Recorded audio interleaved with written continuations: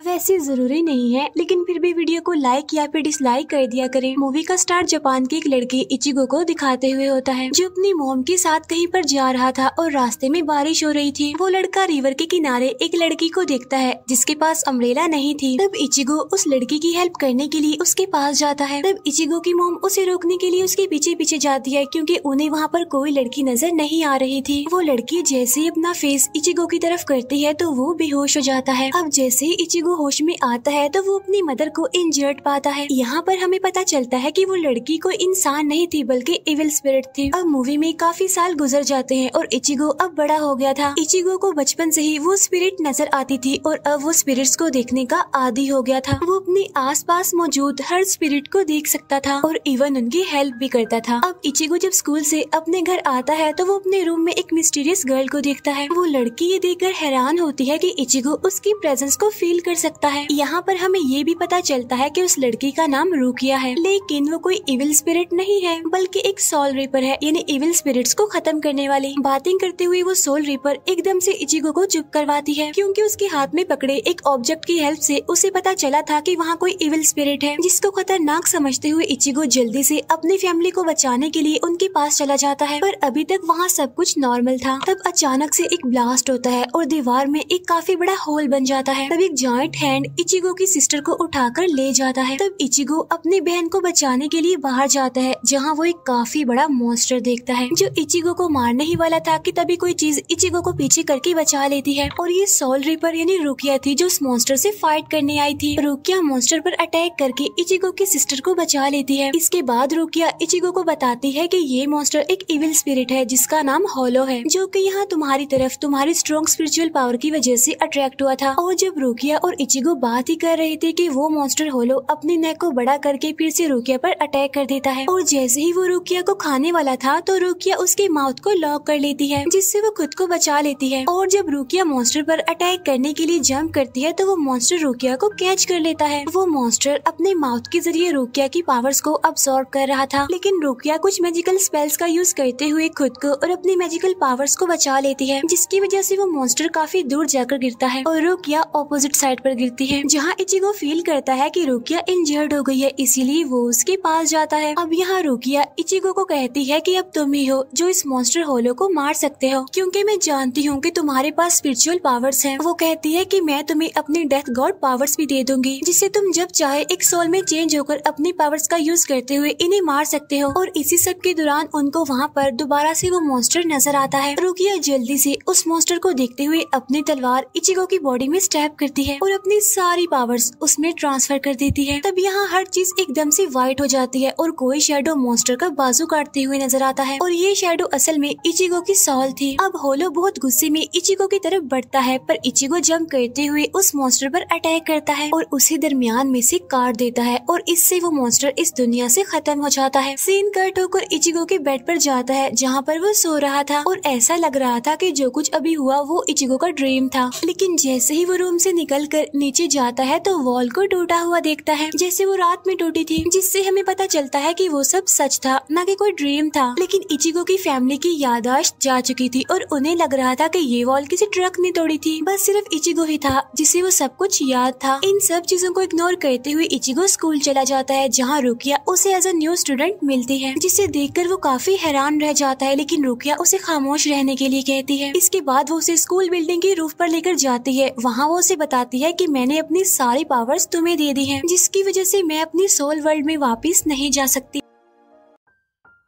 और अब वो इचिगो से अपनी पावर्स वापस लेने आई थी। वो कहती है कि वो तलवार को दोबारा से अपनी बॉडी में स्टैब करे, जिससे उसकी पावर्स दोबारा से उसके पास आ जाएंगी। पर इचिगो ये बात नहीं मानता। तब रुकिया जल्दी से उसको नीचे गिराते हुए उसके अंदर अपने सोर्ड को स्टैब करने की कोशिश करती है, बट वो ऐसा नहीं कर पाती, जिससे रुकिया को पता चलता है कि इचिगो के अंदर उससे ज्यादा पावर्स हैं। यानी अब इचिगो की अपनी और रुकिया की पावर्स मिलकर वो बहुत ज्यादा पावरफुल हो गया है। तब रुकिया को लगता है कि इचिगो कुछ ट्रेनिंग के बाद बहुत अच्छे से इविल सोल का मुकाबला कर सकता है। लेकिन इचिगो को ये आइडिया पसंद नहीं आता क्योंकि वो एक नॉर्मल लाइफ गुजारना चाहता था। इस सब के बाद जब इचिगो अपने घर आता है तो वो अपने कबर्ड में रुकिया को देखता है। वो उसे कहता है कि तुम क्या कर रही हो यहाँ, चले क्यों नहीं जाती यहाँ से। जिस पर वो कहती है कि मैं यहाँ से कहीं नहीं जा सकती क्योंकि मेरी पावर्स तो तुम्हारे पास है। अभी ये लोग बातें कर ही रही होती हैं कि तभी अचानक से इचिगो के फादर वहाँ पर आ जाते हैं क्योंकि उन्हें लग रहा था कि वहाँ पर कोई लड़की है जिसे इचिगो ने कहीं पर छुपा दिया है और वो कबर्ड के अंदर भी देखते हैं लेकिन उन्हें रुकिया नजर नहीं आती क्योंकि वो तो सोल रिपर थी। तब इचिगो के फादर उसे वार्न करते हुए वहाँ से चले जाते हैं। नेक्स्ट डे रुकिया जल्दी से उसे जगा देती है और उसे ट्रेनिंग के लिए लेकर जाती है लेकिन इचिगो तो इन सब में इंटरेस्टेड नहीं था, इसीलिए वो सही से परफॉर्म नहीं कर पा रहा था। अब रुकिया उसे एक लकड़ी की तलवार देती है और उसे आर्ट ऑफ कैंडो सिखाती है लेकिन अब क्योंकि उसके पास इतनी अच्छी मूव्स नहीं थी इसीलिए वो रुकिया की तलवार से इंजर्ड होकर पागलों की तरह अपनी तलवार से रुकिया पर अटैक करने की कोशिश करता है। दूसरी तरफ हम एक सोल रिपर रेंजी को देखते हैं जो सोल वर्ल्ड में अपने चीफ को बता रहा होता है कि रुकिया अपनी सारी पावर्स खो चुकी है जिसकी वजह से हमारा रुकिया पर कंट्रोल खत्म हो गया है और अब सोल रिपर का चीफ उसे ऑर्डर करता है कि तुम रुकिया के पास जाओ और उसको उसकी पावर्स के साथ वापस लेकर आओ, चाहे इस काम के लिए तुम्हें उस आदमी को ही क्यों ना मानना पड़े जिसके पास रुकिया की पावर्स हैं। यानी ये लोग इचिगो की बात कर रहे थे। नेक्स्ट सीन में हम देखते हैं कि इचिगो अपने स्कूल से घर जा रहा है और तब उसे ऐसा फील होता है जैसे कोई उसका पीछा कर रहा है। तब वो जोर से कहता है कि जो कोई भी है मेरे सामने आए। तब इस बात से रेंजी काफी हैरान होता है कि वो एक इंसान है, उसने मेरी प्रेजेंस को फील कैसे कर लिया। फिर वो सोल रिपर रेंजी उसके सामने आकर उसे पूछता है कि रुकिया कहाँ है, लेकिन वो झूठ बोल देता है और कहता है कि मैं नहीं जानता क्योंकि उसे लग रहा था कि वो खतरे में है। अब इस बात को सुनकर रेंजी को गुस्सा आ जाता है और वो इचिगो पर अपनी स्वॉर्ड से अटैक करता है जिससे इचिगो बच जाता है क्योंकि किसी मैजिकल ऑब्जेक्ट ने स्वॉर्ड की डायरेक्शन चेंज कर दी थी और रेंजी उस ऑब्जेक्ट से छुपने के लिए बच गया था। तब मौके का फायदा उठाकर इचिगो वहाँ से भाग जाता है। तब वो अपने घर जाकर ये बात जल्दी से रुकिया को बताता है कि मुझे कुछ लोग मिले थे जो कि तुम्हारे बारे में ही पूछ रहे थे, जिस पर वो कहती है कि वो लोग मुझे लेने और तुम्हें मारने आए थे, लेकिन हाँ पहले मैं तुम्हें ट्रेनिंग दूंगी और बाद में अपना मिशन पूरा करके ही जाऊंगी। नेक्स्ट डे स्कूल में इचिगो को एक ऐसा आदमी मिलता है जो उसकी सारी पावर्स के बारे में जानता था। उस आदमी का नाम अशीदा था। इचिगो ये सुनकर हैरान हो गया था कि उसे ये सब बातें कैसे पता है,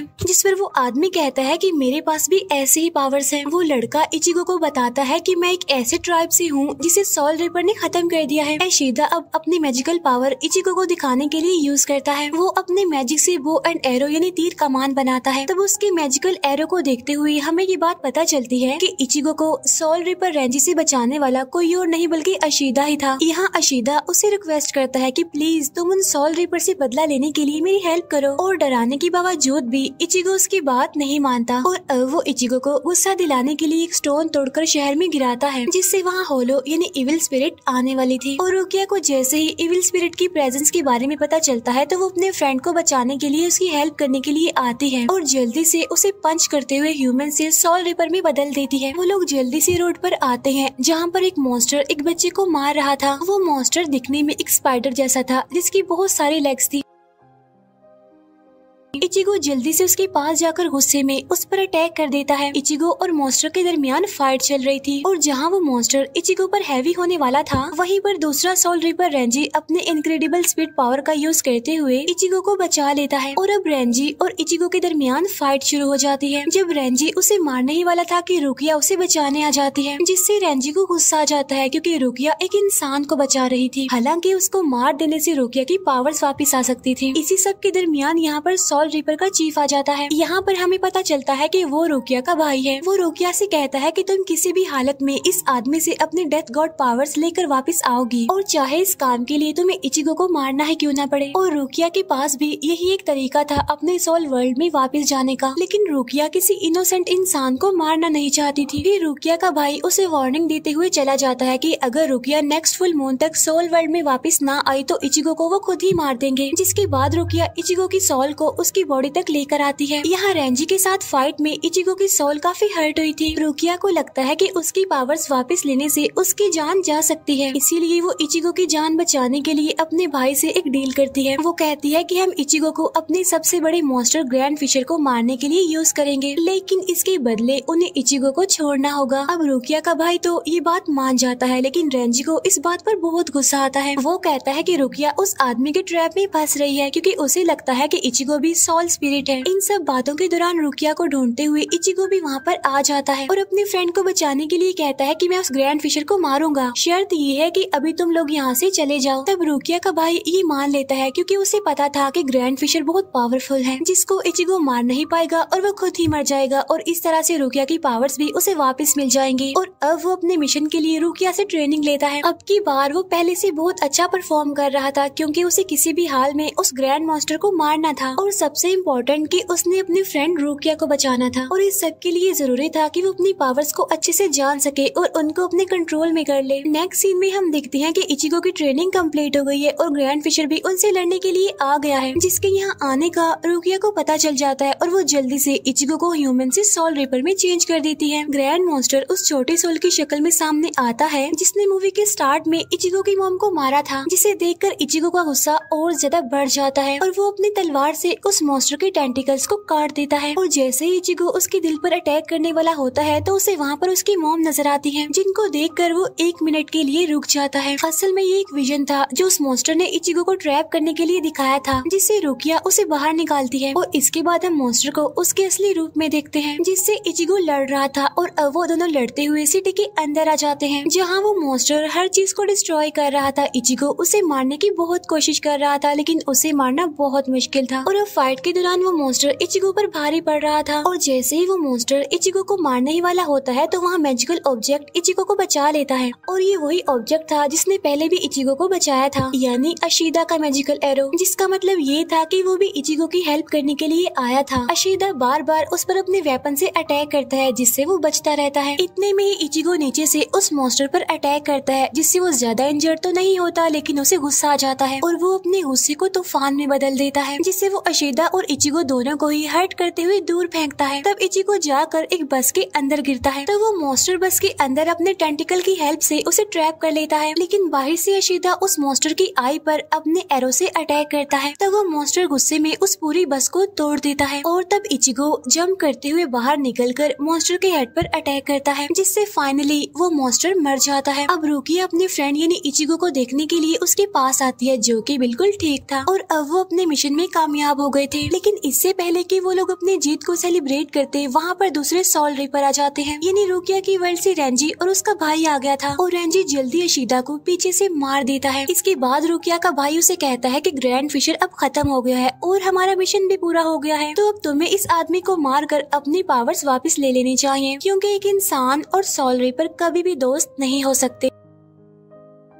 अब रेंजी और इचिगो के दरमियान फाइट शुरू हो जाती है। वो काफी देर से लड़ रहे थे और इचिगो अभी तक सिर्फ अपने डिफेंस के लिए ही लड़ रहा था क्योंकि रेंजी उन सबसे ज्यादा पावरफुल था। अब अचानक उसकी मूव को समझते हुए इचिगो उसे किक करता है जिससे उसे काफी गुस्सा आता है और वो अपनी पावर से अपने वेपन को काफी बड़ा कर लेता है और उससे इचिगो को पकड़ते हुए काफी दूर फेंकता है और साथ साथ एक कार से भी उस पर अटैक करता है, जिससे वहाँ पर एक काफी बड़ा ब्लास्ट होता है और हर चीज जल जाती है। अब जैसे ही रेंजी रुकिया को पकड़ने के लिए आगे बढ़ता है तो सरप्राइजिंगली इचिगो अपनी फ्रेंड को बचाने के लिए दोबारा आता है, जिसको देखकर सभी काफी हैरान हो जाते हैं। और अब उन सोल रिपर्स को भी पता चल चुका था कि इस आदमी को मारना इतना आसान नहीं है। आखिर इचिगो रेंजी की तलवार तोड़ देता है जिससे उसकी पावर्स कम हो जाती हैं। अब यहाँ रेंजी को हारता हुआ देखकर चीफ खुद लड़ने के लिए आता है, जिसके सामने इचिगो कुछ भी नहीं था। वो अपनी सिर्फ एक फिंगर से ही इचिगो की तलवार को रोक देता है और उसे बहुत मारता है। फिर आखिर में वो आदमी इचिगो की स्वॉर्ड को तोड़ते हुए बहुत तेजी से उसे काटते हुए चला जाता है,